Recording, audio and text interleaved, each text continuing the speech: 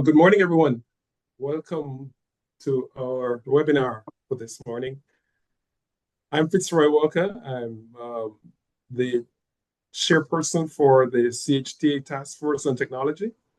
And this morning, I want to welcome each and everyone to this exciting webinar looking at just what has been happening with climate change. And we would have seen and heard, the results of what happened with Hurricane Melissa, to Jamaica last year. This and the effects of that disaster on the region in particular. So we're very excited this morning to welcome everyone to this webinar, actually sponsored by GAIN.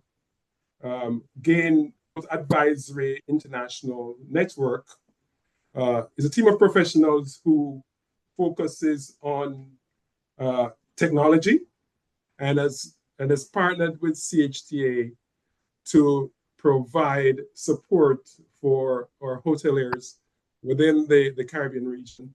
And we're very excited to have them with us this morning to present today's webinar. Adam Magalonsky will be hosting this webinar today for us. And Adam is the lead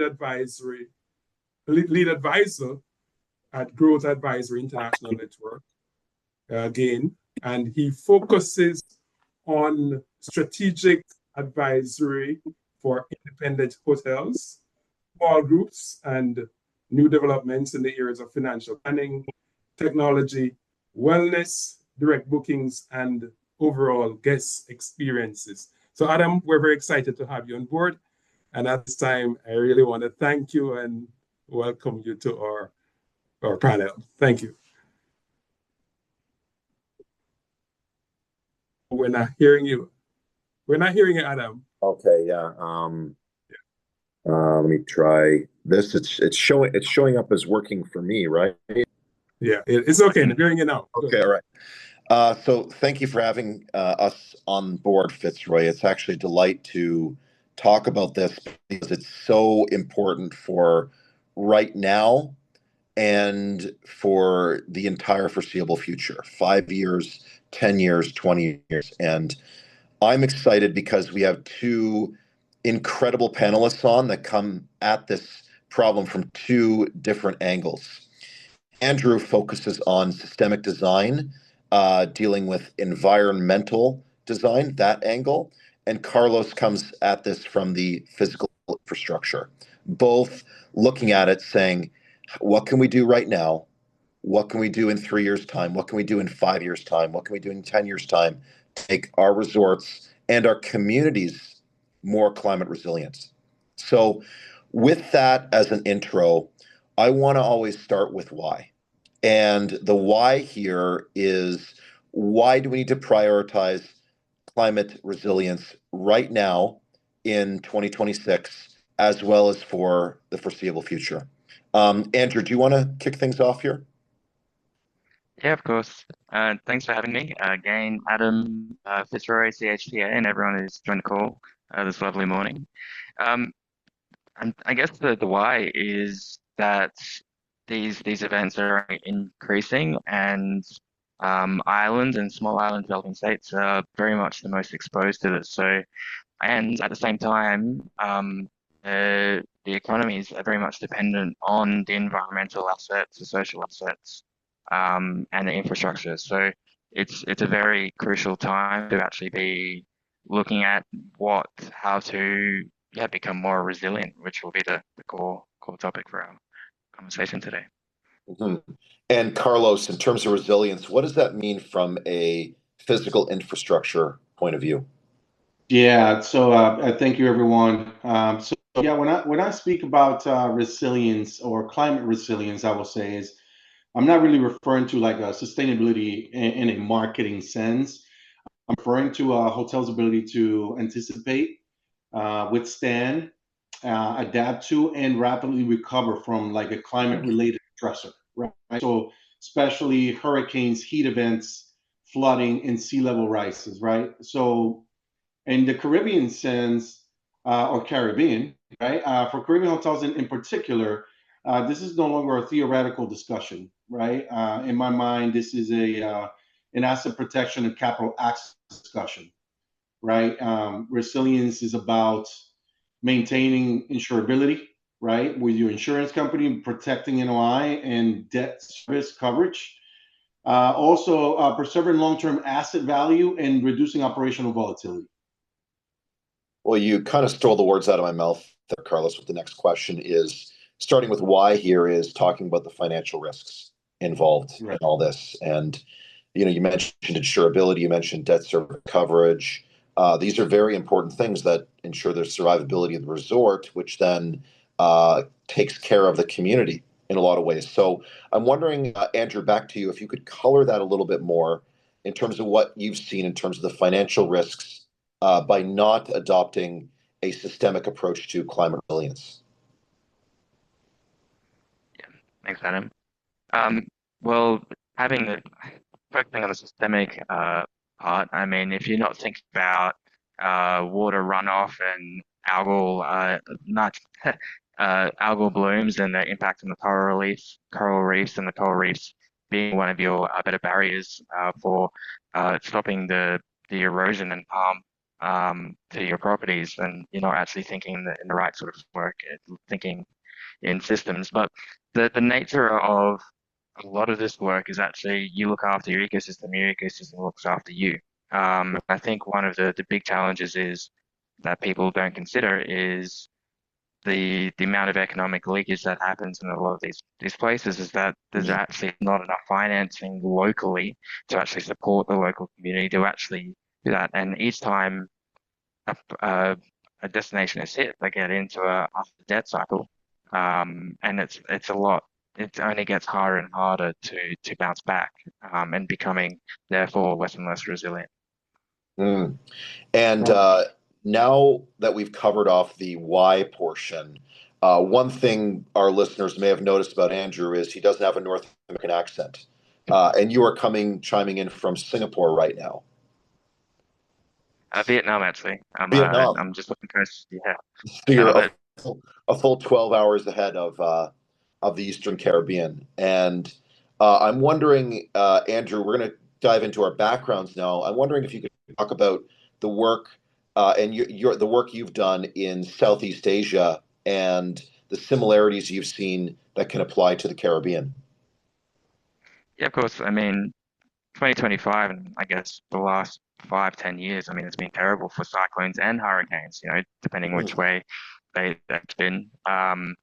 I grew up in Queensland, so lots of coral reefs and islands there as well. But we had a cyclone last year go all the way down to Brisbane City and cause massive erosion. We actually dropped the whole Gold Coast beach down 5 meters, and they spent $50 million to just pump sand back. I mean, and that's just a very light touch there. Everywhere else was a lot more serious. We had one of the most serious storms go through Malaysia, Thailand, and Indonesia. I think it was the most deadly. And we've seen Maldives. I was over in Maldives and Fiji last year as well. Again, we're just seeing lots more things. We're getting more intense rain. Energy and water systems are under a lot of pressure, and a lot of people are trying to, innovate. There's a lot of places going underwater as well, and people are thinking a lot more about their supply chains. But they're getting more intense. But the thing that people are not speaking about enough is that they're getting intense a lot quicker. I mean, in a 24, 48-hour cycle, like it's something that doesn't look high risk as back 20, 30 years ago, can become high risk. And that's why these communication systems are incredibly critical, and how you're able to respond quickly to these things. So yeah, I've been working across Indonesia. I've done projects with the government in Timor-Leste. I'm here in Vietnam right now looking at a few projects. It's similar.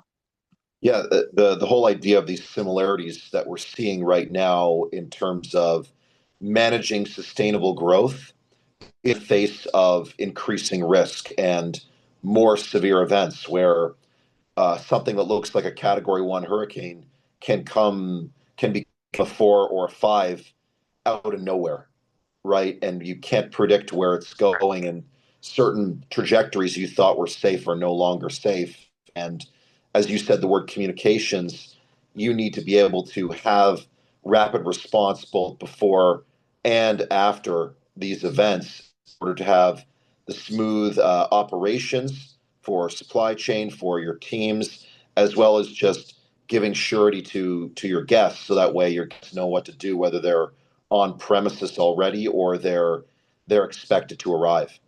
So, Carlos, on that front, going over to you, I'm wondering if you color your background from the infrastructure as well as the cybersecurity standpoint, and how that relates to helping resorts manage climate events and other adverse events that can impact operations. Yeah, certainly. Just kind of just backpedal real quick to the conversation about, even on the Caribbean side, right, where we're still recovering from a lot of events from Maria, let alone Melissa, that just came not too long ago, right? So there's a lot of properties that are still trying to open up venues that they had closed for the last 6, 7, 8 years. And so I say to that owners should treat hurricanes purely as weather events, are understanding so I'll take that back. They're underestimating the financial exposure that and these really just become a more of a balance sheet event, right? So keep that in mind, because this turned into insurability of three to five times what you would normally pay if you don't harden your situation and treat it as an event rather than something that is bleed capital for me. To answer your question, like, oh, how do I help hotels build climate resilience and get into the cybersecurity side of that? My role here is always to be on the side of the ownership side, right? Technology and infrastructure advisory is what I do for them, and I focus in 3 layers: physical infrastructure resilience, operational continuity, and technology enablement, right? I could get more into that, but on the cybersecurity front, I can tell you that what happens most of the time is that we look at it, if you go work from home, that means now, because you're not operating, let's say, from the hotel, now you're opening up a different discussion of how everyone is connecting to the resort. So for instance, during the storm, vulnerabilities increase, staff remote access, right, emergency vendor connections, and then backup systems get activated. So a cyber breach during recovery can be catastrophic, right? So the operational resilience that I like to work with owners and operators is more on network segmentation, making sure that multi-factor authentication is enforced, offsite backups are being collected and actually tested, and then incident response planning, right? Like a resilient hotel cannot have a fragile digital backbone. So that's how I kind of work with the owners and operators on the resilience of how to protect the systems, but how to continue have business continuity as well. Yeah, I think the summary in terms of how I phrase this to owners when we look at the P&L and planning out a reserve fund over many years is an ounce of prevention is worth a pound of cure in a lot of ways. And you talk about an incident response plan. It's good to have, but we want to prevent this from ever needing that plan, even though we have it. So one of the things we're looking at here is planning ahead, where we want to initiate some changes during the low season in order to make sure that we're not, making changes on site during high season when we're at 95 to 100% occupancy. The problem there with the Caribbean is that the low season often coincides with the storm season. So what would you recommend in terms of planning out off-season infrastructure improvements to enable more business continuity during the high season and subsequent years? Well, historically, right, low season we know is aligned with opportunity for renovation, right? And so I know of a lot of places that typically September, October timeframe, especially on this side of the hemisphere, they don't have enough occupancy to even justify opening the resort, right? And so this is a great time to do it. However, I also know that here in the Caribbean, from like April, let's just say May through October, right, is hurricane season. I mean, I'll get into November sometimes.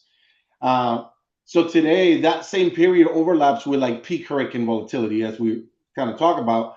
And so my recommendation will be is to have like a delivery strategy, right? Like use like the shoulder season for interior improvements, right? And then front load the critical infrastructure upgrades before the storm season. Treat partial closures strategically to harden the assets, right? And then align CapEx planning with insurance and lender reviews, right? So the resilience planning must synchronize with revenue strategy. In my mind, the last thing I want to do is take a high part of the season to then expose revenue or not be able to maximize the revenue because we're disrupting the operation and disrupting the guest experience. And so that's kind of what will be like my recommendation is to kind of go along those lines of shouldering the season right for interior improvements and then front load the critical infrastructure upgrades before the storm season. Yeah, so this just a little bit, just talking about critical infrastructure side of things, just the nature-based solutions. Making sure the opportunity to incorporate mangrove restoration and coral reef restoration as part of the guest experience, and at the ideal times, because usually their effectiveness, their adaptability, their growth, the return on investment is 2, 5, 10x some of the grey infrastructure as well. So it's always important to have a mixed approach. I mean, the challenges that we're facing now, nature needs a hand, but we should always factor that that the natural solutions usually give the better returns. I love that, Andrew, because in my mind, nature is also infrastructure, not the infrastructure that I actually that I'm a pro at. However, the issue I think is that it also needs our help now, right? Like the issue of climate stress is really outpacing the natural regeneration rates, right? And so, yeah, I couldn't agree more. right, so which means that active restoration becomes necessary. And so, like that's what we're really seeing. Like the amount of storms that are coming and the level of damage is not really allowing for that natural regeneration. Yeah, I love that phrase. I love that phrase, nature needs a hand. And you mentioned mangroves and coral reefs, the restoration, but the return on investment and the value to guests, because you can make great experiences out of that. You can, if you can't have scuba diving if you don't have coral reefs. You can't have mangroves if you don't have mangroves. So nature is not only it's not only infrastructure, it's not only protecting our resorts, but it is an essential part of the experience. And what I'm seeing personally when we look at any sort of planning is we're looking at first defining who our target personas are, who we want to target to bring to our resorts. And a big persona we're looking at are ecotourism and eco friendly guests and people that are prioritizing in various ways the selection of resorts that really care about the environment, are infusing ecology into the experience in both the infrastructure side as well as the experiential side, such as the coral reef scuba diving, and then maybe there's a camera set up on the reef and you can plant coral and get involved in that restoration process, make it immersive in various ways. So that's the fun and game side. And I think what everyone would look at right now is saying, well, that's great. We're investigating those. What should I prioritize this upcoming low season? What should I do right now and plan ahead? It's February. What should I plan ahead for May, June, July, August of 2026? Yeah, I'll start that, Andrew. I think that short term, right, actionable projects that we could probably think about right now is if we didn't plan for the capital expenditure, network backbone audit, right? Let's audit your backbone, fiber migration where necessary, and redundant ISP review, right? Let's review whether you have a stable connection and also including it like a satellite backup, right? That we know that if everything else on the ground, we still got some sort of connectivity coming from space. And then look at our energy management system installation or optimization, right? Backup power evaluation, like generator plus battery, if you got both. And then cybersecurity posture, like we talked about a little bit ago, and then maybe some flood barrier and IDF elevation assessments, right? Because if you get inundated from time to time, depending on tide rising and whatnot, these are all measurable. They're insurable impact projects, and then they're not cosmetic sustainability efforts. Mm-hmm. Andrew, to color that some more, you've talked about how the environment as infrastructure, the environment is actually a living coastal defense. So aside from coral reef restoration, mangrove restoration, what else are you seeing that that gives these resorts more climate resiliency? Seagrass and planting natives.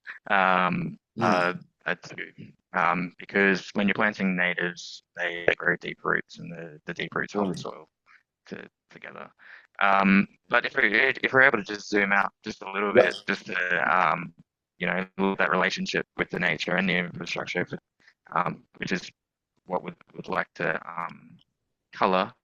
I mean, thinking about intensive rain and water holding capacity and nitrogen runoff during these events, and the impact that has on reefs.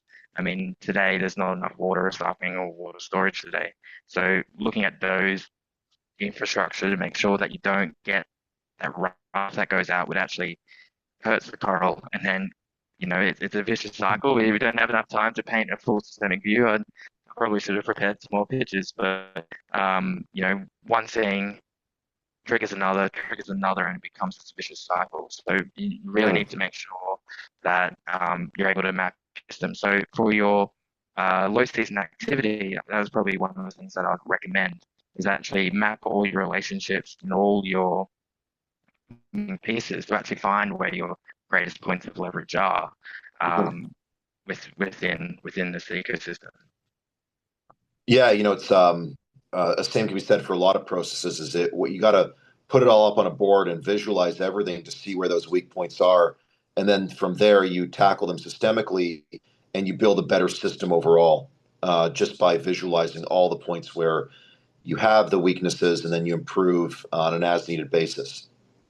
So, but one of the things that we're talking a lot about environment, but we're just got to make sure that we talk about community as well. It's like if you're not repairing the hotel and looking at ways to make it more the infrastructure more resilient, maybe look at projects within the community and staff accommodation and the likes to make sure that those are supported as well. And I mean, with a lot of these major events, I think one of the hardest things is when how to support the community, actually get people back in and back into their homes and back to work as quickly. And I don't think it gets factored. I think we look at the walls and we look at the trees and the reefs, but we need to make sure we're thinking about the community and actually how quickly can we get hands helping us again and families back in work and loving this industry and staying in this industry. Well, you stole the words right out of my mouth in terms of systemic design, and a lot of times resorts are well built within those four walls, but maybe the communities could be even harder hit than the resorts themselves. So you can't really have a resort if you don't have your people there, and the people are what make the resort. So Carlos, I'm wondering, on the topic of community, what have you seen that you've implemented and worked on from a physical infrastructure side in terms of helping communities, or even from a IT software side of things? Well, from that sense is always difficult, right, to attack it. And so the things that we can do to actually help the community is make the space available. If we have a resilient resort, right, what are the things we can do to help the community that they can come and use the internet to communicate with family, use the phone system to communicate with family, or open up those avenues of transportation, if we have transportation, to get them in and out of the resort as we continue to rebuild, right, and get everything up. And because these people in the community also rely on their livelihood comes from working at the hotel or the resort, right? This is how they make their living. And so helping them overcome some of those difficulties or roadblocks, right, that maybe the resort can help. A lot of times doesn't even come on the side of like delivering a technology, but other than just teaming up with the operations to help the community kind of overcome some of these roadblocks. Yeah, no, very, very true. So covered community, we've covered the living coastal defense, we've covered infrastructure. It's a good foundation. One thing that we always have to ask at this point is, what are the costs? Or at least, without defining a specific project and looking at a master plan and how we're improving things, what is the scale of costs? So I'm wondering, Andrew, if we could start, you mentioned a living coastal defense, you mentioned planting native or indigenous flora, you mentioned mangroves, you mentioned coral reefs, groundskeeping, landscaping, whatever it involves. What is the scale of costs that hotels are looking at for initiating these types of projects? I mean, it's full context and place specific, right? But I guess you can look at hectare and meterage. But coral reefs can be anything from $1,200 a meter. Sorry, I used meters. Yeah. But the grey infrastructure is 15 times that. And the benefits for the coral reefs that they will grow when seawaters rise. And they add all the extra ecosystem functions / services of supporting the food web, etc., etc. Mangroves, I mean, thinking about $1,600 to $4,000 per hectare. What you're seeing a lot more though, especially if you're working with the government, and everyone's really looking at certifying the blue economy and blue carbon credits. I mean, and mangroves are some of the most viable source for carbon credit as well. So if you really want to dive deep in this, you can actually look at it as an investment and pay for themselves, and you're actually net positive on cash and on it as well. And the same goes for seagrass as well. They sit very close to mangroves, and there's plenty of seagrass in the Caribbean. When you're looking at those things as well. For the natives, I mean, the natives are great for storytelling. I mean, work with a great landscape architect and you just like paint the story. And the way that we're seeing ecotourism, and we've had a lot of conversations about this, Adam, but like the properties that have real identity and really grounded in place, like they should be having these plans anyway. You should be celebrating the local stories. You should be showcasing, be pulling in plans from the other side of the world. You should be really working with what you got and helping tell those stories to the guests. So they shouldn't be expensive because they're from there. But I can't give you examples of how much native plants would cost. Yeah, I mean, it is a good background to get a good visual of what the costs are. And I love that you mentioned the word storytelling in terms of how we can take a resort and make it into embracing the biome, so to speak, and bringing people into a living environment to really experience what nature's like. And we're seeing not only on the climate resilience side, but also astronomical ADRs that are realized from resorts that want to come and be immersed in the ecology of the land. So there is both the protection side of things, the defense, as well as the offense in terms of how we can use these living coastal defenses to drive the storytelling of a property and to really get excited about coming or coming back. So Carlos, over to you on the scale of expenses as it relates to the physical technology and infrastructure. Could you talk a little bit about about what costs hotels can expect for doing upgrades to protect storms?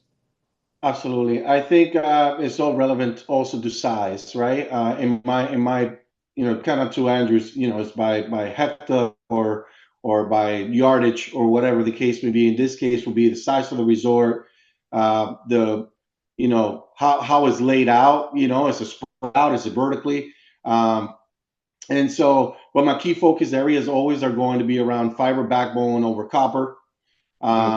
Be hardening IDF environment with environmental ceilings, cloud-hosted core systems, redundant WAN, which is your wide area network connectivity, and also diving into the side of solar plus storage for like limited continuity of operations. But those being the key focus areas, there's a lot that goes on between that and modernization. But just from the side of investments for resilience, I will say that a capital could go on a network modernization anywhere from $150,000 to maybe $500,000, depending on the size, right? Yeah. There are some that are halfway there, and then it just needs an extra push, or there's some that just need a complete revamp, right? Solar plus storage, anywhere between 500,000 to 2 million, depending again on the size, and are you trying to replace all your power or you're not? And then full digital redundancy, meaning highly variable but strategic in a sense where you're continues to be connected. You need to be connected in one way or another to make sure that your uptime coming back is quicker than before, and then you can start producing or generating revenue. And then these are all defensive investments with operational upside, right? So it can all be defended depending on how you're looking at it, right? Can you take a hit and be down from a hurricane 4 or 5 years? Chances are the answer is no. You may not survive that. Yeah, well, you mentioned solar insofar as one investment that is a infrastructure project, but also tells a great story in terms of the energy offset from using the grid and just becoming more efficient. And then also from the storytelling side of guests like to see it. Another one that we've talked about, Carlos, is Starlink, insofar as ensuring that uptime, or at least giving some redundancy in the connection, is particularly with cloud-based systems. Could you talk about Starlink as a new technology that hotels can deploy to offer more resilience? Yeah, no, I think it's a game changer. A lot of times people talk about, well, we haven't developed the infrastructure to make us an interconnected place or island or country. The reality is it's very expensive to trench, get permits, do all the things you need to do to actually lay the groundwork for that to happen. And that's a great investment. Where I think going low orbit satellites is a game changer, and the latency has gotten tremendously better. The cost has gotten tremendously better. So it really provides rapid deployable connectivity when terrestrial infrastructure fails, right? And then those are the things that I talk about all the time now, that a lot of times we will say, hey, I have a backup circuit. Oftentimes, I will say 9 times out of 10, there's only one pipe coming into your building, right? And so because I have, let's say, a direct internet access coming in, and then I buy a backup circuit, chances are it's the same conduit coming in. So if that conduit got broken down the street, chances are your primary and secondary are gone anyway, right? It's not like a true sense of like sleep better because I have a secondary circuit on the ground. It's more of like, hey, what happened when we really needed that secondary in this? I can't even use it. Mm-hmm. Wow. Yeah, that's pretty eye-opening in terms of where the weaknesses are on the physical side. I'm wondering, just you mentioned fiber versus copper in terms of internet connectivity. I'm wondering, when we were at Chief, you talked about this, and I think it deserves really doubling down on it in terms of the advantages of fiber over copper as it relates to erosion over time, and then the upgrade costs that would be involved. Could you talk about why the former is more resilient? Sure. So fiber is absolutely more resilient, and I'll tell you why. Because number one, it's immune to electromagnetic interference. We've known for a long time that you can't run electricity close to copper, right? They have electromagnetic interference. And then the bandwidth is much higher bandwidth capacity to go fiber over copper.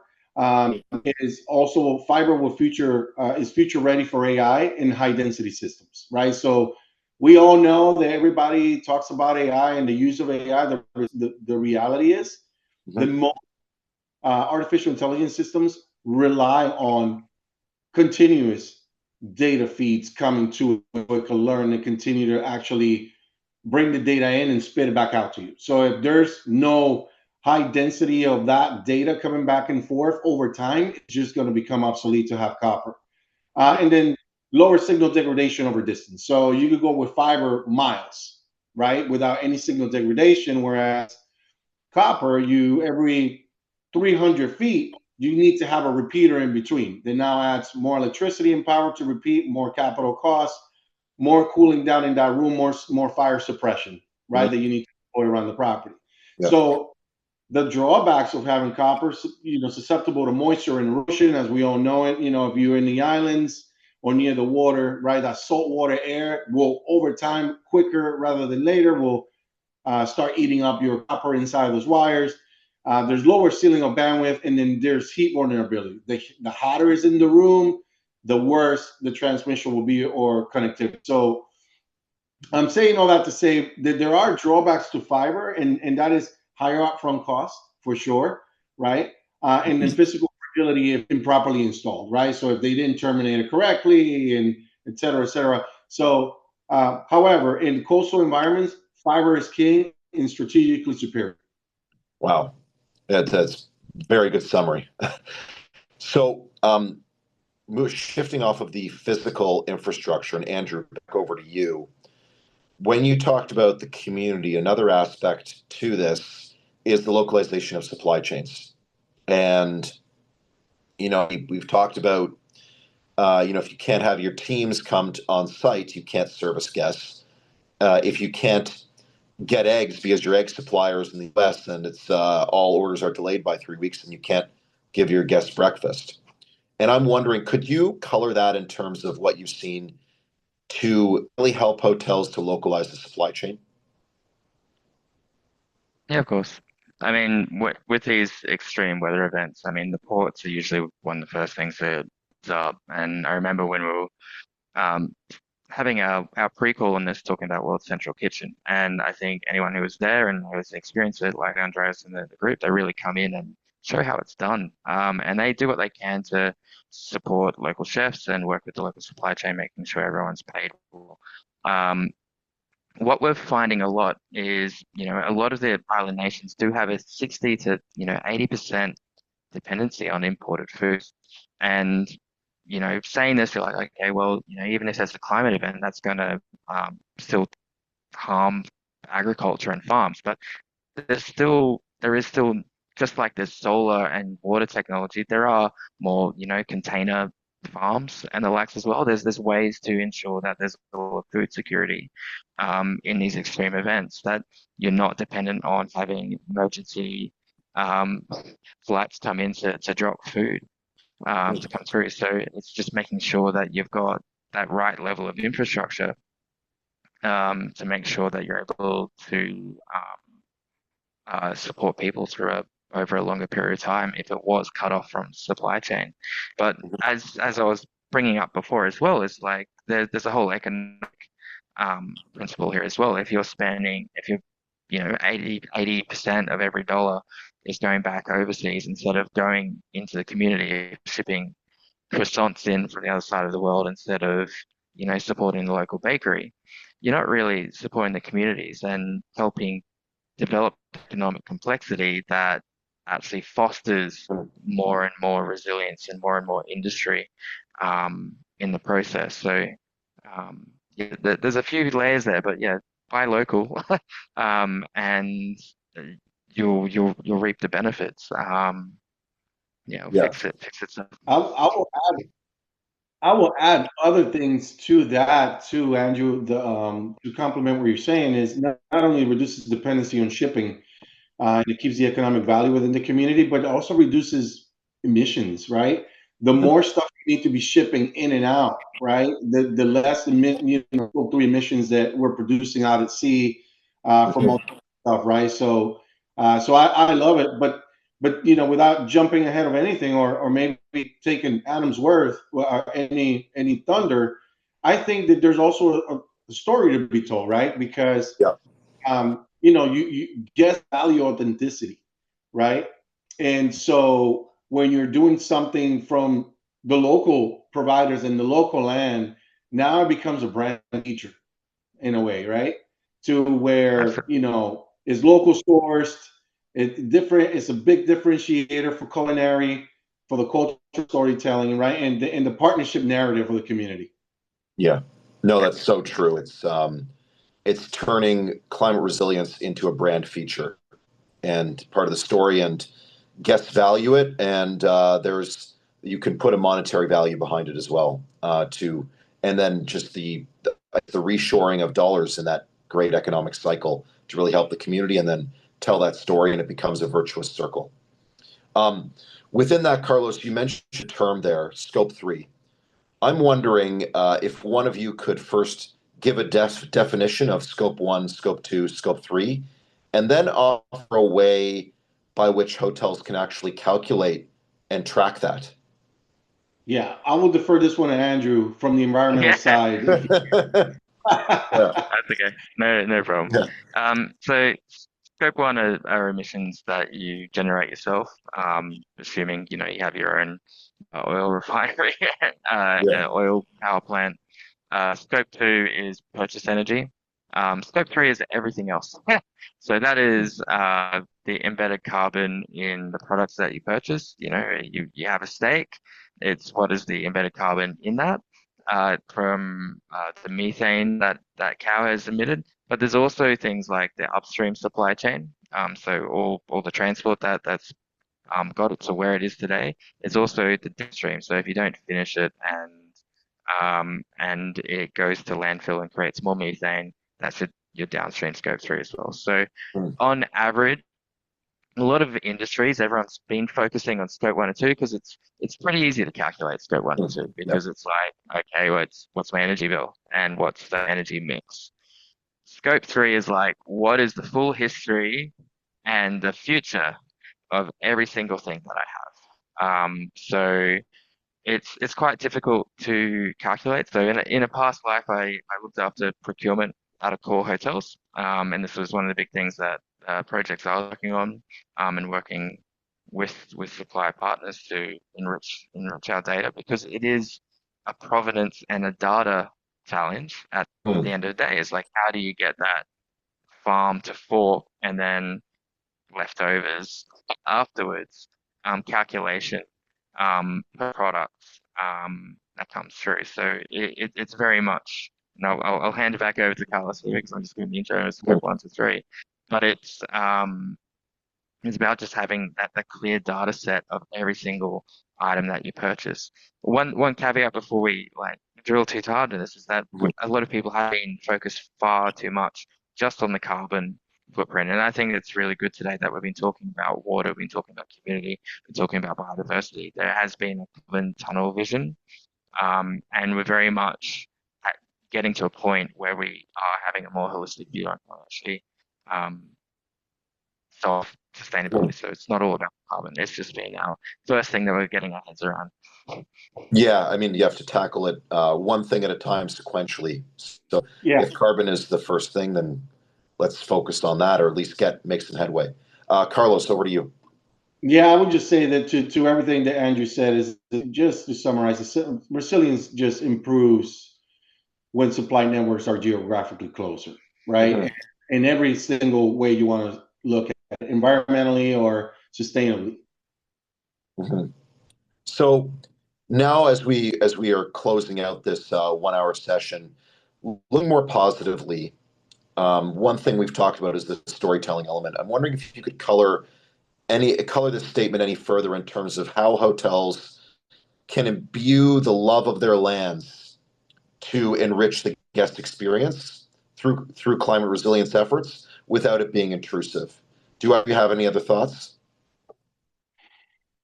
And from the lens of what can hotels do for the community? Yeah, the community, you mentioned supporting a local bakery. Maybe there's on-site coffee production, or at least supporting local roasters. Anything you've seen that's fun and tells a good story.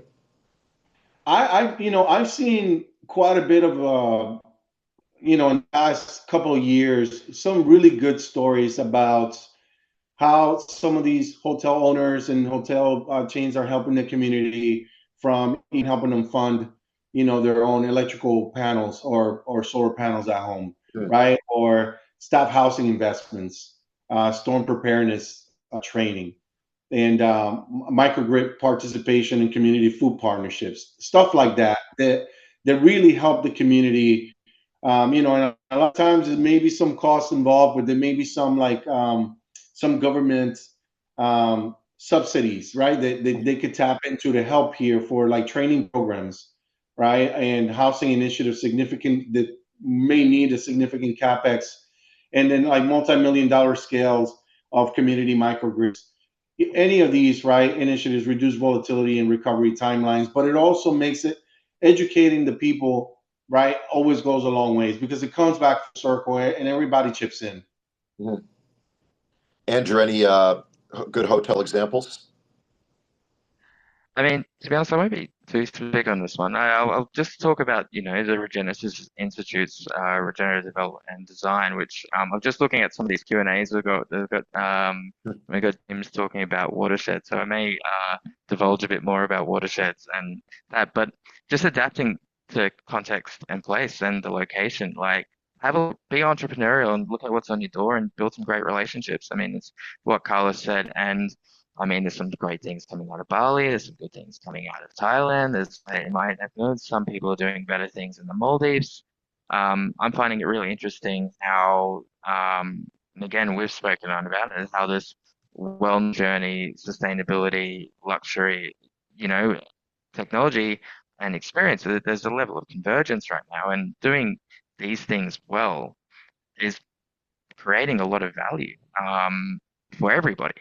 And I mean, and that's the point of regeneration. It's about value creation at the end of the day. Like, sustainability is about making sure you don't have a leaky system. Waste is wasteful.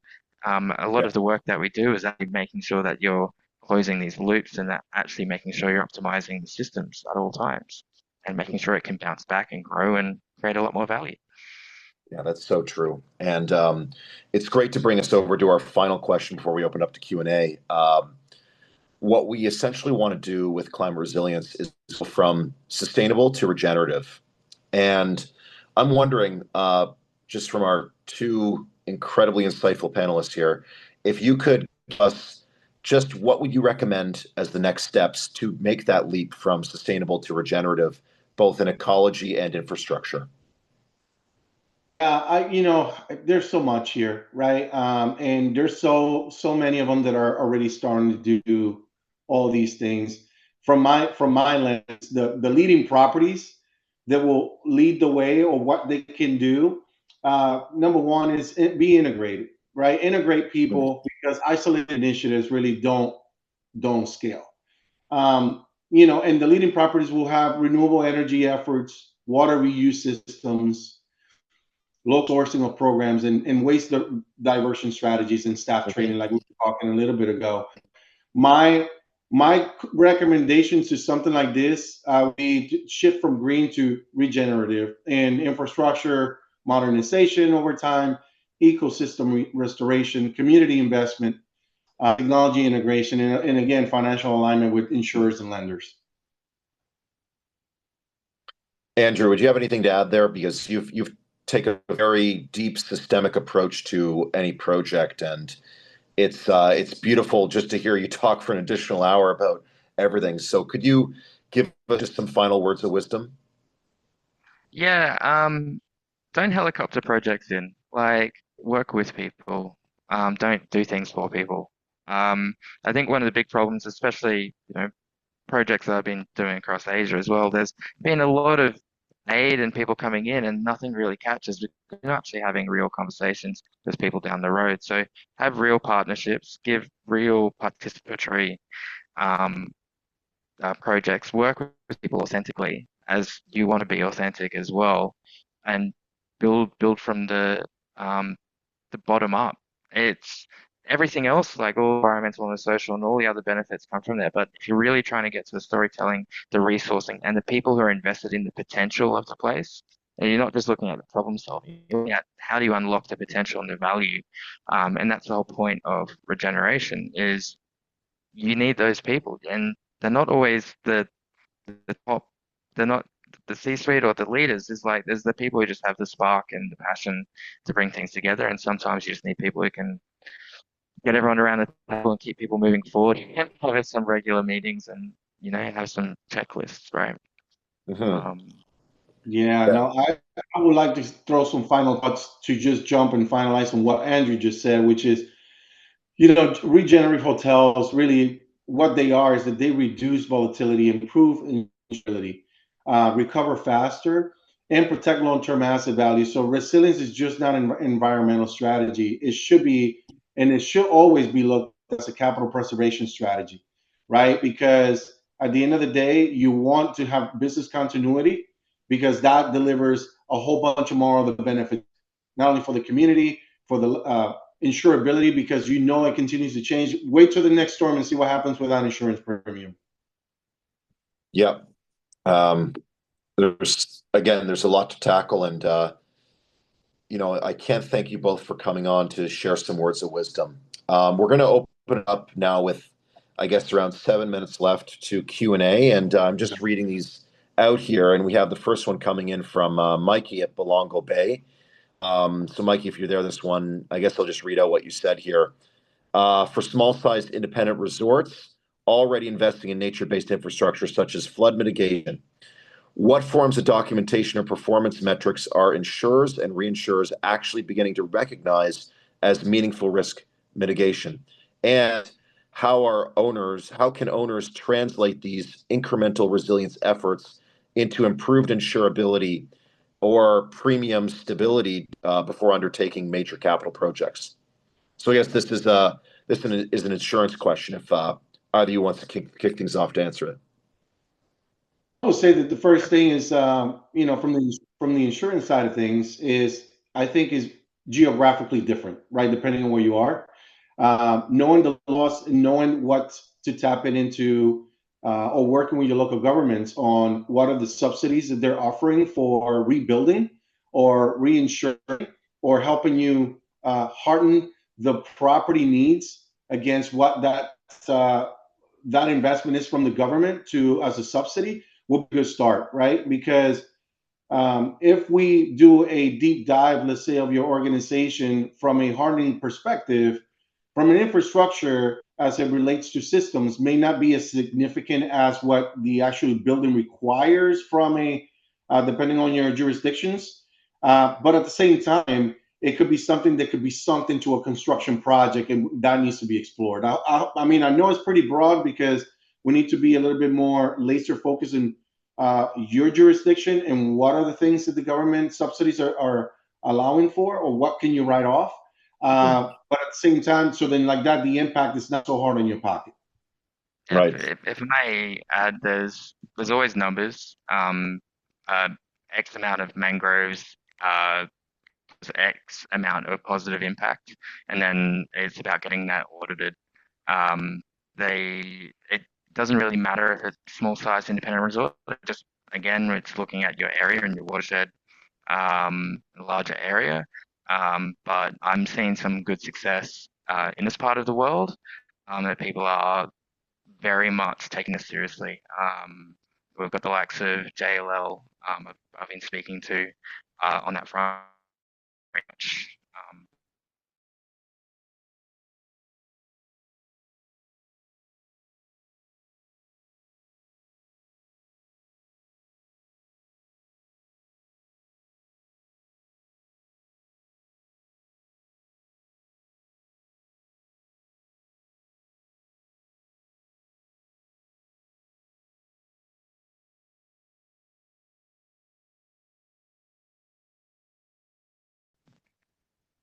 Mhm.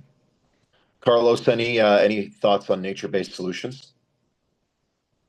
I don't at the moment. As a matter of fact, I'm talking to an organization right now by the name of, and I'll tell you right now, it's called Reef Starter.